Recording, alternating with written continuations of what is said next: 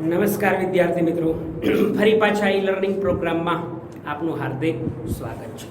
આ વિદ્યાર્થી મિત્રો, આપણે ધોરણ 9ની અંદર ચેપ્ટર નંબર 9નો અભ્યાસ કરી રહ્યા હતા અને એ ચેપ્ટર નંબર 9ની અંદર આજે આપણે આગળના પિરિયડની અંદર રાજનીતિના માર્ગદર્શક સિદ્ધાંતોનું મહત્વ સમજ્યા. એની આગળ મૂળભૂત ફરજો, મૂળભૂત હકો વિશે પણ આપણે વિગતવાર ચર્ચા કરી. આજે આપણે આ ચેપ્ટરનો છેલ્લો ટોપિક, જેને રાજનીતિના માર્ગદર્શક અલગ અલગ જે સિદ્ધાંતો છે, 5 પ્રકારના જે સિદ્ધાંતો છે, એ સિદ્ધાંતોની આજે આપણે વિગતવાર ચર્ચા કરીશું. એમાંના 5 સિદ્ધાંતોમાં પહેલો સિદ્ધાંત આર્થિક નીતિઓના સંદર્ભનો સિદ્ધાંત, બીજો સામાજિક નીતિના સંબંધી સિદ્ધાંતો, ત્રીજો રાજકીય અને વિદેશ નીતિઓના સિદ્ધાંતો, ચોથો શૈક્ષણિક અને સાંસ્કૃતિક નીતિઓના સિદ્ધાંતો અને આરોગ્ય વિષયક નીતિઓ સંબંધી સિદ્ધાંતો. તો આ મૂળ આર્થિક, સામાજિક નીતિ, રાજકીય, વિદેશ, શૈક્ષણિક અને સાંસ્કૃતિક, આરોગ્ય સંબંધી વિષયક જે સિદ્ધાંતો આપણને આપવામાં આવેલા છે, એ સિદ્ધાંતોની આપણે આજે વિગતવાર ચર્ચા કરીશું. તો એમાંનો પહેલો સિદ્ધાંત આર્થિક નીતિઓના સંબંધી સિદ્ધાંત. પ્રશ્ન રાજનીતિના માર્ગદર્શક સિદ્ધાંતોનું સંક્ષિપ્તમાં વર્ણન કરો એમ પૂછાય તો આ 5 વિશે તમારે 2-3 પોઈન્ટ લખવાના છે. પણ અલગ અલગ ઘણી બધી વખત પરીક્ષાની અંદર પૂછાય છે. 2 ગુણમાં, 3 ગુણની અંદર, 3 ગુણની અંદર પણ પૂછાય, 4 ગુણની અંદર એક માત્ર સિદ્ધાંત તમને પૂછાય. સૌથી મહત્વનો આર્થિક નીતિઓના સંદર્ભના સિદ્ધાંત વિશે વિગતવાર ચર્ચા કરો.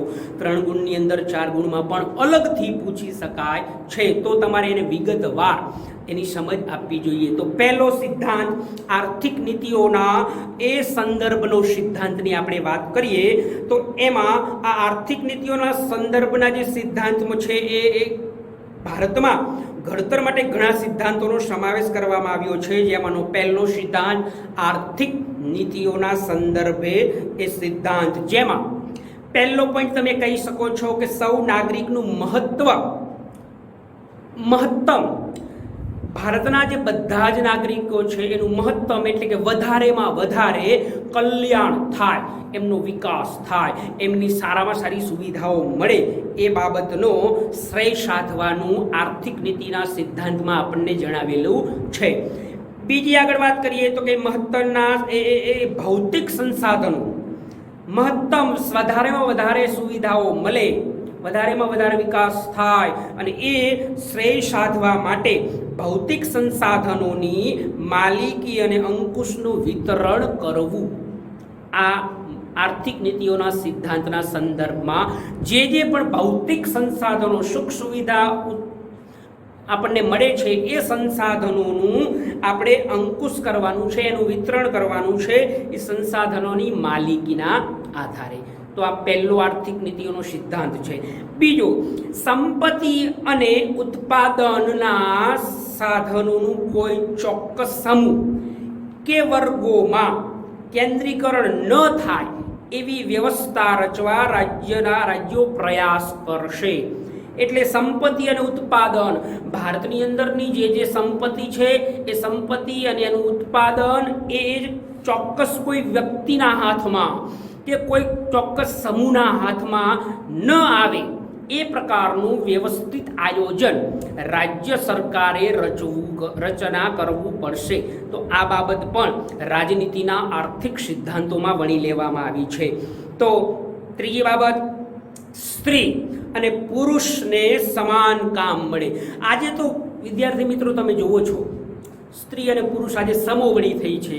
સ્ત્રીઓ આજે દરેક ક્ષેત્રની અંદર એ કામ કરે છે. એ ફોજમાં હોય તો ભલે, પોલીસમાં હોય તો પણ, એ સરકારની કોઈ પણ અધિકારીમાં, ખાનગી ઉદ્યોગોમાં પણ, એટલે કે ટાંકણીથી માંડી મોટા મોટા જહાજોના ઉદ્યોગમાં આજે સ્ત્રીઓ સમાન હક ભોગવે છે. પહેલાંની પરિસ્થિતિ ખૂબ અલગ હતી અને આજની પરિસ્થિતિમાં પણ ઘણો બધો ફેર છે.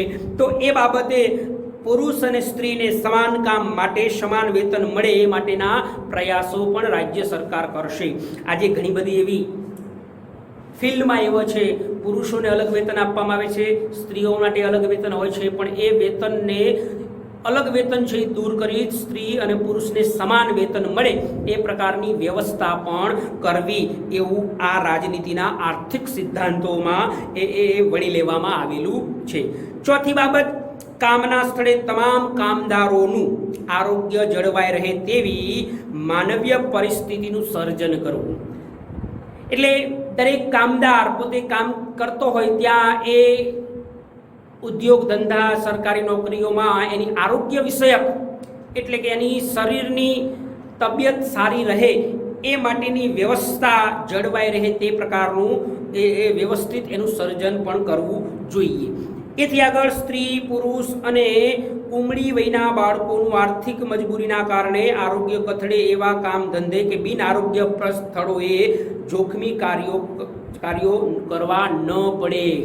એટલે કે જે ઉમળી વયના બાળકો છે, સ્ત્રી પુરુષો છે, જ્યાં જેમનું આરોગ્ય જોખમાઈ શકે છે એવા સ્થળે એમને કામગીરી ન આપવી જોઈએ. એ પ્રકારની અહીંયા આર્થિક નીતિના સંદર્ભમાં આપણને એ સિદ્ધાંત પણ અહીં વળી લેવામાં આવેલો છે. અને પાંચમો અને અંતિમ ઔદ્યોગિક એકમોમાં સંચાલનમાં કામદારોની સહભાગી માટે રાજ્ય સરકાર પ્રયાસ કરશે. એટલે કે જે ઉદ્યોગ છે, જે ધંધા છે એ એકમોમાં સંચાલનમાં કામદારોની પણ ભાગીદારી માટે એ રાજ્ય સરકાર પ્રયાસ પણ કરશે. તો એ બાબત પણ અહીંયા વણી લેવામાં આવેલી છે. છઠ્ઠી બાબત, બાળકોને આર્થિક લાચારી કારણે તેમનું કોઈ પણ પ્રકારે શોષણ ન થાય, સ્વાસ્થ્ય અને સ્વતંત્ર ગૌરવપ્રદ સ્થિતિમાં તંદુરસ્ત વિકાસ સાધે તે માટે જરૂરી તકો સવલતો ઊભી કરવા માટે રાજ્ય સરકાર ખાસ પગલાં ભરશે. એટલે બાળકોની લાચારીના કારણે ઘણા બધા એવા બાળકો છે જે અનાથ છે અથવા એના ઘરની પરિસ્થિતિ ખૂબ વિકટ છે અને પરિણામે એને મજૂરીએ જવું પડે છે. તો એ મજૂરીએ ન જાય તો એનું શોષણ ન થાય એ પ્રકારની આપણે સ્વસ્થ અને સ્વતંત્ર રીતે ગૌરવપૂર્ણ સ્થિતિમાં એનું સ્વાસ્થ્ય જળવાઈ રહે એ પ્રકારના આપણે કામો કરવા જોઈએ અને એના માટે રાજ્ય સરકાર પગલાં પણ ભરે એ પ્રકારની જોગવાઈઓ અહીંયા કરવામાં આવેલી છે. એથી આગળ વિશેષ 8મી બાબતની વાત કરીએ તો કે સ્ત્રીઓને પ્રસૂતિ સમયે જરૂરી રજાઓ રાહત પૂરી પાડવામાં આવે. આજે રાજ્ય સરકાર, કેન્દ્ર સરકાર સરકારી ધોરણે ઘણી બધી એવી નોકરીઓ છે, પ્રાઇવેટ સેક્ટરમાં પણ છે, જ્યારે સ્ત્રી ખાસ કરીને પ્રસૂતિના સમયે એની 6 મહિનાની લીવ એટલે કે રજા મંજૂર કરવામાં આવે છે પગાર સાથે. એટલે કે પગાર ચાલુ રહે અને એને એ પ્રસૂતિ માટેની 6 મહિનાની રજા મળે એ પ્રકારની વ્યવસ્થાની વાત અહીંયા કરવામાં આવેલી છે. તો એ રજા મળે એ બાબતે પણ આપણે કામગીરી કરવાની છે. એ ઉપરાંત આજે ઘણી બધી બાબતોમાં કામદાર, રાજ્ય વીમા ધારકો, બોનસ ધારક, પ્રસૂતિની રજાનો ધારો, ગ્રેજ્યુટી ધારો વગેરે કાયદાઓ માનવીય ધોરણે મળે અને એવા ઉદ્દેશો ઘડવામાં આવ્યા છે. આજે દરેક ક્ષેત્રની અંદર લિમિટેડ કંપની હોય, રાજ્ય સરકાર હોય, કેન્દ્ર સરકારની અંદર પગાર ધોરણ, પ્રસૂતિની લીવ રજા, એ ઉપરાંત ગ્રેજ્યુટી પગાર ધોરણેનો વધારો થાય એ પ્રકારની વ્યવસ્થા પણ અહીંયા કરવામાં આવેલી છે. કૃષિ, પશુપાલનો આધુનિક વૈજ્ઞાનિક ધોરણે વિકાસ થાય એવી વ્યવસ્થા કરવાનો પ્રયાસ પણ રાજ્ય સરકાર કરશે. એટલે કે ખેતી ક્ષેત્રે પણ વિકાસ થાય, પશુપાલનનો પણ વિકાસ થાય અને એ આધુનિક અને વૈજ્ઞાનિક ઢબે એ વિકાસ થાય એ પ્રકારની દેખરેખ રાખવાની રાજ્ય સરકારની વ્યવસ્થા પણ છે. એ ઉપરાંત ગાયો, વાછરડાઓ, અન્ય દુધાળા પ્રાણીઓ, ભારવાહક ઢોર ઓલાદોની જાળવણી માટે તથા બળદ, ગધેડા, ગાયો, કતલખાના અટકાવવાના પ્રયાસો કરવા જોઈએ. આજે ઘણા બધા ગાયો, ભેંસો, વાછરડાઓની કતલ થાય છે. એ કતલો અટકે એ માટેના રાજ્ય સરકારો એ કાયદાઓ બનાવે, એ પ્રકારની વ્યવસ્થા કરે. એ ઉપરાંત આ ગાય, વાછરડા, દુધાળા પ્રાણીઓ અને એ ભારવાહક જે છે ઊંટ છે, હાથી છે, ઘોડા છે, તો એ પ્રકારની જે ઓલાદો છે એની જાળવણી પણ કરવામાં આવે એવી આ રાજનીતિ આર્થિક સિદ્ધાંતોના સંદર્ભમાં એ બાબતને વણી લેવામાં આવેલી છે. એ ઉપરાંત છેલ્લે 9મી બાબત, રાજ્યમાં સૌને ન્યાયની સમાન તક મળે, દરેક વ્યક્તિને પોતાને સમાન ન્યાય મળે એ પ્રકારની વ્યવસ્થા.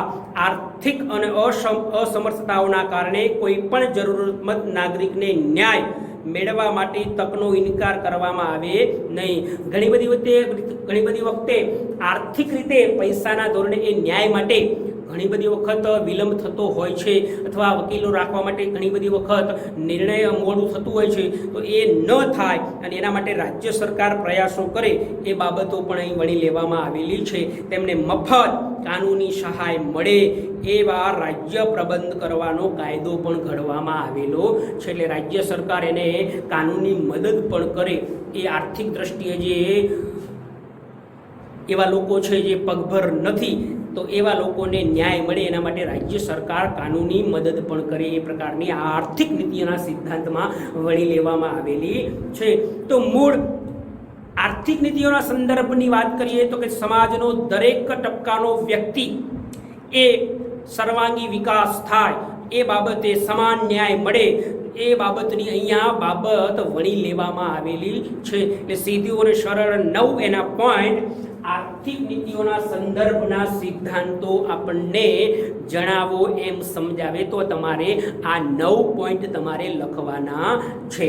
હવે આગળનો બીજો સિદ્ધાંત સામાજિક નીતિઓ સંબંધી સિદ્ધાંતો. અલગથી 2 ગુણમાં પરીક્ષામાં પૂછાય કે આર્થિક નીતિઓના સંબંધમાં એ સિદ્ધાંતો કયા છે, સામાજિક નીતિઓના સિદ્ધાંતો.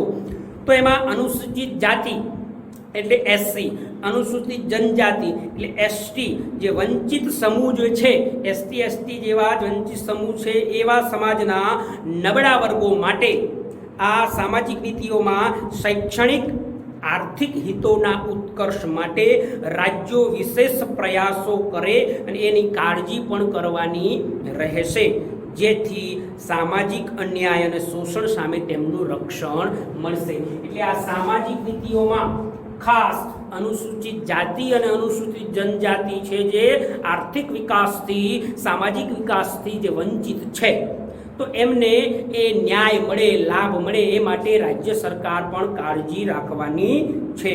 એ ઉપરાંત ભારતમાં રહેતા તમામ નાગરિકો માટે સમાન દીવાની કાયદાઓ ઘડવા, યુનિયન સિવિલ કોડ, દીવાની, માલ મિલકતને લગતા જે પણ છે એ દીવાની કાયદાઓ કહેવામાં આવે છે.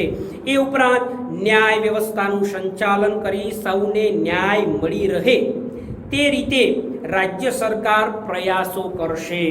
એ ઉપરાંત સામાજિક નીતિઓમાં લગ્ન વિચ્છેદ એટલે કે છૂટાછેડા, ભરણ પોષણ, સગીરો, દત્તક વિધાન, વસિયત એટલે કે માતા પિતા છે એ પોતાને મૃત્યુ પામ્યા પછી એ જે વસિયત કરીને ગયા હોય એ પ્રમાણે એના પુત્રોને એ જે પણ વસિયત કરેલી હોય એને મળે એ પ્રકારની વ્યવસ્થા પણ અહીંયા કરવામાં આવી છે. એટલે કે એક સરખો દીવાની કાયદો ઘડી સામાજિક ન્યાયની દિશામાં સરકાર પગલાં ભરે એ પ્રકારની અહીંયા સામાજિક નીતિઓના સંબંધી સિદ્ધાંતોમાં વાત કરેલી છે. એ લગ્નની બાબતમાં હોય, છૂટાછેડાની બાબતમાં હોય, ભરણ પોષણની બાબતમાં હોય કે પછી મિલકતની લગતી બાબતોમાં જે વસિયત કરવામાં આવે છે એ બાબતોમાં અહીંયા દેખરેખ રાખવા માટે સરકાર સમાન ન્યાયની વ્યવસ્થા કરશે એ બાબતો અહીંયા વણી લેવામાં આવેલી છે. આગળ, રાજ્યમાં સૌ નાગરિકોને કામ કરવાનો હક પ્રાપ્ત થાય, દરેકને રોજગારી મળવી જોઈએ. ન મળતી હોય તો એના માટે રાજ્ય સરકારે વ્યવસ્થા ઊભી કરવી પડે. તો એ સમાન ધોરણે સૌ નાગરિકોને કામ કરવાનો હક પ્રાપ્ત થાય. વૃદ્ધાવસ્થામાં, માંદગીમાં, અમંગલ પ્રસંગે, વિના વાકે વેઠેલી પડતી તંગી અથવા અન્ય પ્રસંગોમાં શિક્ષણ, જાહેર સહાય પ્રાપ્ત થાય માટેના અસરકારક જોગવાઈઓ પણ સરકાર કરશે એવી સિદ્ધાંતો અહીંયા વણી લેવામાં આવેલા છે. એટલે વૃદ્ધાવસ્થાની અંદર એને જે પણ જરૂરિયાત છે એ પૂરી કરવામાં આવે સરકાર દ્વારા. માંદગી પ્રસંગે, અમંગલ પ્રસંગ એટલે કે ખરાબ પ્રસંગો હોય, મૃત્યુ પામતા હોય, આકસ્મિક ધોરણે કોઈ એક્સિડન્ટમાં, કોઈ એવી કોઈ કુદરતી આફતોમાં જ્યારે મૃત્યુ થાય ત્યારે સરકાર પણ એની અલગ અલગ પ્રકારની અસરકારક જોગવાઈઓમાં એને વણી લેવામાં આવેલી છે. તો આવી પ્રસંગોમાં શિક્ષણની અંદર સરકાર સહાય કરે, જાહેર સહાય પ્રાપ્ત થાય, એ બાબતો પણ અહીંયા સામાજિક નીતિઓના સંદર્ભમાં આપણને વણી લેવામાં આવેલી છે. તો આ વાત થઈ સામાજિક નીતિઓના સંબંધી સિદ્ધાંતોની. હવે રાજકીય વિદેશ નીતિઓના સિદ્ધાંતો. રાજકીય નીતિઓના સિદ્ધાંતોમાં વાત કરીએ તો એમાં 3 મહત્વના બાબત અહીંયા આપણને પુસ્તકમાં વણી લેવામાં આવેલી છે. તો એની પહેલી બાબત, રાજ્ય ગ્રામ પંચાયતોની સ્થાપના કરવા માટે જરૂરી પગલાં ભરશે. દરેક ગામડાઓમાં, ગુજરાતમાં 18,000 ગામડાઓ છે, તો એ 18,000 ગામડાઓમાં ગ્રામ પંચાયતની વ્યવસ્થા થાય અને એ ગામનો વ્યવસ્થિત રીતે વિકાસ થાય એ માટેની વ્યવસ્થા અહીંયા વણી લેવામાં આવેલી છે. તેઓ સ્વરાજ્યના એકમ તરીકે કાર્ય કરી શકે એ માટે જરૂરી સત્તા, અધિકારો અને આર્થિક સહાય પણ એ ગ્રામ પંચાયતોને આપવામાં આવે. એટલે ગ્રામ પંચાયતોની રચના થાય અને એ ગ્રામ પંચાયતોને આર્થિક સહાય મળે, એ બાબતોમાં ઉપરાંત એમને જરૂરી સત્તા મળે, અધિકારો મળે, એ બાબત પણ અહીંયા આપણને કહેવામાં આવેલી છે.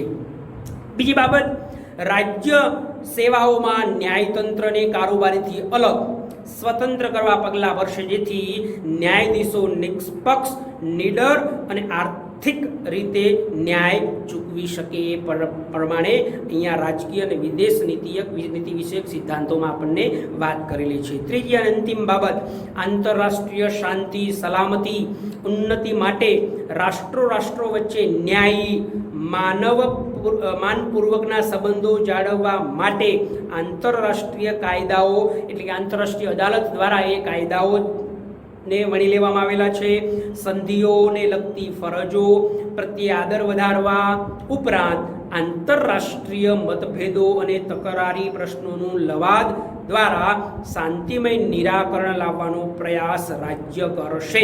આ બાબતોને અગ્રિમ પ્રોત્સાહન આપવામાં આવશે. એટલે કે પ્રથમ પ્રોત્સાહન એ બાબતને આપી અને એ પ્રશ્નોનું નિરાકરણ લાવવા માટેના પ્રયાસો કરવામાં આવશે.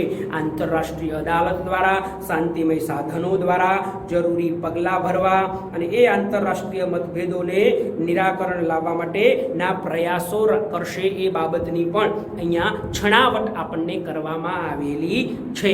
તો એ રાજકીય વિદેશ નીતિ વિષયક સિદ્ધાંતો આપણને 3 અહીંયા મહત્વના આપેલા છે.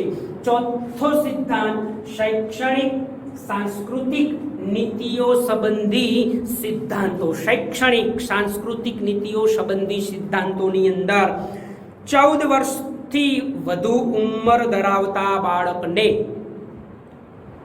14 વર્ષ સુધીના તમામ બાળકોને, 6 થી માંડી અને 14 વર્ષ સુધીના તમામ બાળકોને ફરજિયાત બંધારણના આરંભમાં જ 10 વર્ષની અંદર મફત ફરજિયાત શિક્ષણ પ્રાપ્ત થાય. એટલે 6 થી 14 વર્ષની અંદર એટલે 10 વર્ષ,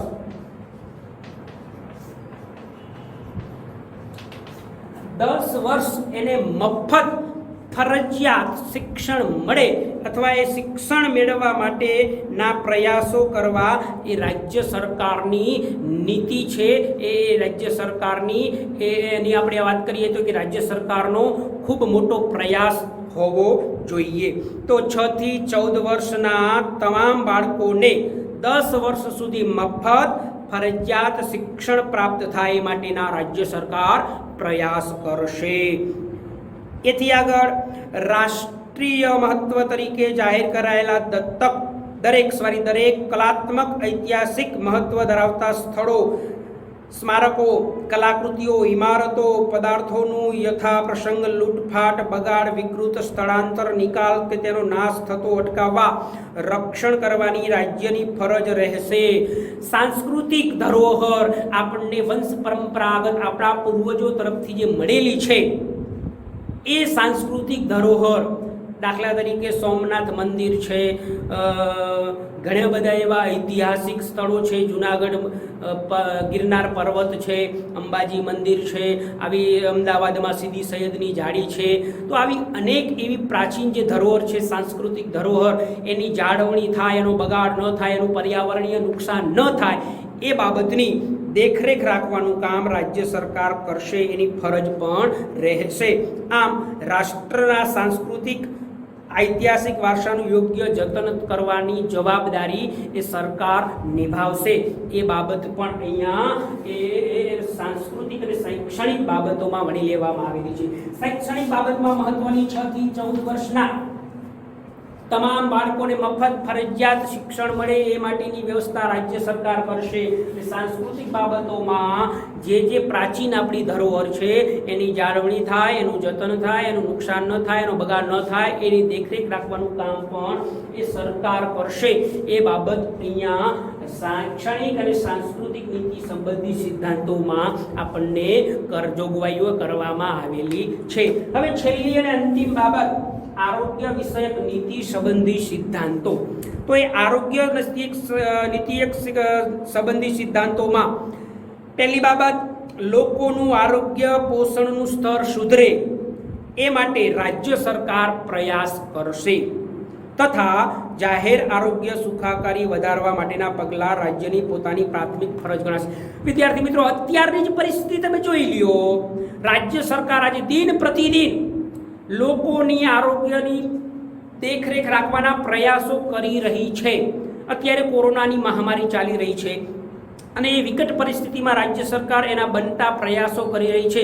તો એ પ્રયાસોમાં લોકોનું આરોગ્ય પોષણનું સ્તર સુધરે એ માટે રાજ્ય સરકાર પ્રયાસ કરશે અને જાહેર આરોગ્ય સુખાકારી માટેના પગલાં ભરશે. આજે આ કોરોના મહામારીમાં તમે જુઓ છો, સરકાર દ્વારા ઘણી બધી એવી વ્યવસ્થા ઊભી કરવામાં આવેલી છે.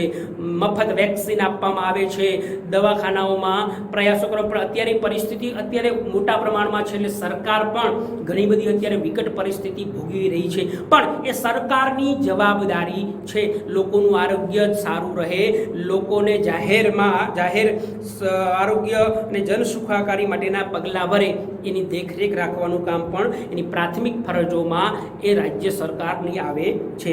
ત્યાર પછી આરોગ્ય માટે હાનિકારક એવા કેફી પદાર્થો, દાખલા તરીકે ગુજરાતમાં કેફી પદાર્થ દારૂનું પ્રતિબંધ છે, ગાંજો પ્રતિબંધ છે, ડ્રગ્સ પ્રતિબંધ છે. તો એ કેફી પદાર્થો, પીણા, નશાયુક્ત માદક એટલે કે જેનાથી નશો ચડે છે એવા વગેરે પદાર્થો રાજ્ય સરકાર પ્રતિબંધ મૂકવાનો પ્રયાસ કરશે. આ એક મહત્વની બાબત. આગળ, ઔષધિના હેતુ સિવાયના માદક પીણા, ડ્રગ્સ, નશાયુક્ત પદાર્થોના ઉપયોગ પર પ્રતિબંધ પણ મૂકશે. બીજી બાબત. ત્રીજી બાબત, દેશના પર્યાવરણનું રક્ષણ થાય તેમાં જરૂરી સુધારો થાય એ માટે રાજ્ય સરકાર પ્રયાસ કરશે. દેશમાં જંગલ અને વનવૃષ્ટિ રક્ષણ માટે ખાસ પ્રબંધ કરવામાં કરશે એ પ્રકારની અહીંયા જોગવાઈ કરવામાં છે. દેશમાં પર્યાવરણનું જતન થાય, પર્યાવરણનું રક્ષણ થાય.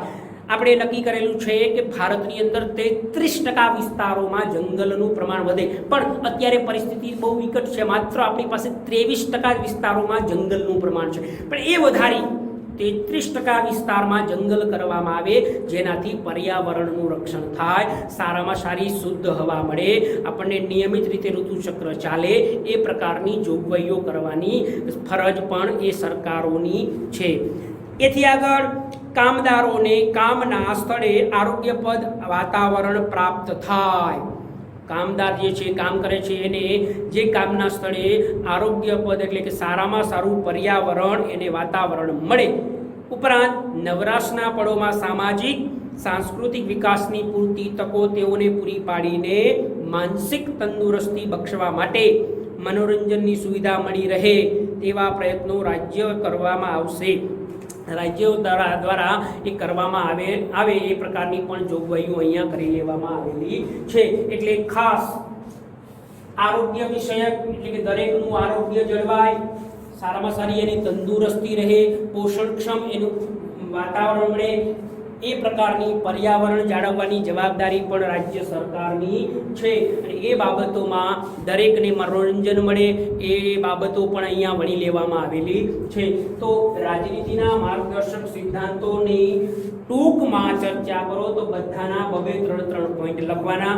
અલગથી પૂછાય 3 ગુણમાં, 2 ગુણમાં, 2 ગુણમાં, 3 ગુણમાં, 2 ગુણમાં, તો તમારે આર્થિક નીતિઓના સંદર્ભમાં પૂછાય, સામાજિક નીતિઓના સંદર્ભમાં સિદ્ધાંત પૂછાય, રાજકીય અને વિદેશ નીતિના સંબંધમાં સિદ્ધાંત પૂછાય, શૈક્ષણિક અને સાંસ્કૃતિક સંબંધોમાં સિદ્ધાંત પૂછાય, કે આરોગ્ય વિષયક નીતિઓના એ સંબંધી સિદ્ધાંતો પૂછાય અલગ અલગ રીતે 2 ગુણમાં, 3 ગુણમાં, 4 ગુણમાં, તો તમારે એ લખવાના રહેશે.